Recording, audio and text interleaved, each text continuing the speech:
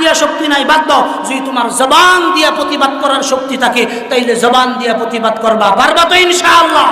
খালি মসজিদের ইমামের আশা বৈশা থাকেন না, ইমামরা দূর থেকে আসছে, আপনার সমাজের সকল কথার প্রতিবাদ ইমামরা করতে পারবে না, আপনাদেরকে প্রতিবাদ করতে হবে। যুব সমাজ দাঁড়ায় যাইতে হবে যে হুজুর অমুক জায়গায় অপকর্ম হইতেছে, আমরা 50 জন যুবক আছি, আপনি আমাদেরকে নিয়ে সামনে যান, আমরা এই কাজটা বন্ধ করব।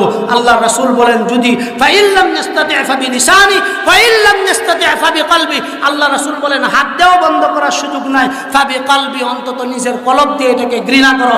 যদি এটার সামর্থ্য তোমার ভিতরে না থাকে, আল্লাহ রাসূল বলেন তাইলে তোমার ঈমান নাই। আর যদি অন্তত কলব দিয়া নিজের ভিতরে ঘৃণা সঞ্চার হয় যে এই কাজটা খারাপ কাজ হইতেছে, অন্তত ওয়াদালিকা আযআফুল ঈমান, ঈমানের নিম্ন শাখায় যেন আমরা থাকতে পারি।